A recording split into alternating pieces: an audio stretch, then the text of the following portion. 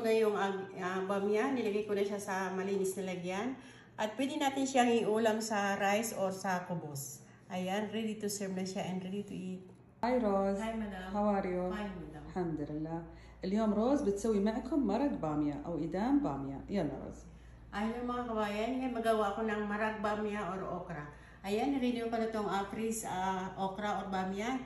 Tinanggal ko yung tangkay niya at hinugasan ko siya ng malinis. At nag-ready na rin ako ng coriander leaves fresh. Hiniwa ko siya ng small piece.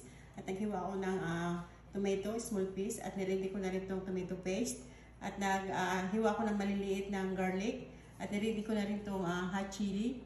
At itong niready ko yung spicy niya. Turmeric powder, black powder, parsley powder, at cumin powder at salt.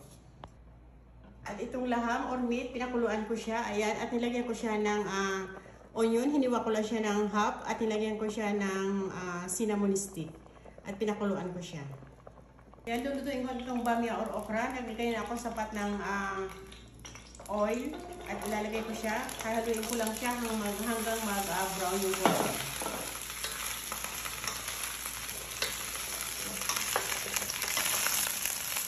Ayan, little brown na siya.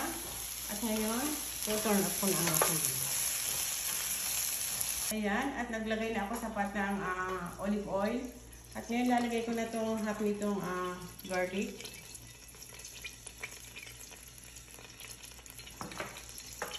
Mix ko lang siya.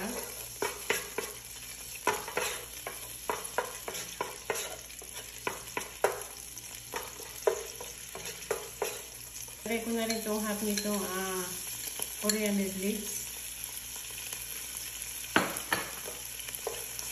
Mix ko siya.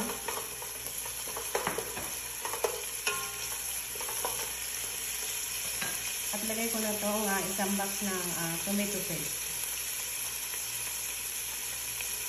Mix ko lang siya ng 1 minute.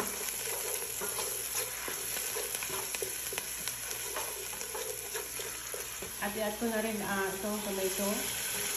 Mix ko lang siya.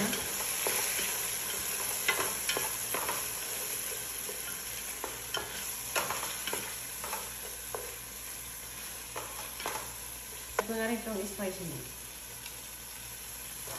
At i-mix ko siya.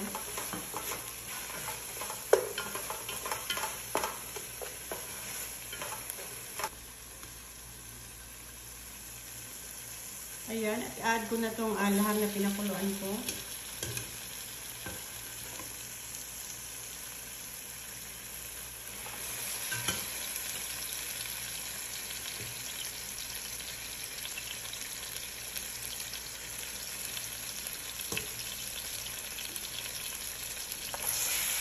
Ayan, at add ko na itong bamya. Ilalagay ko yung tubig nung pinakuluan ko ng laham.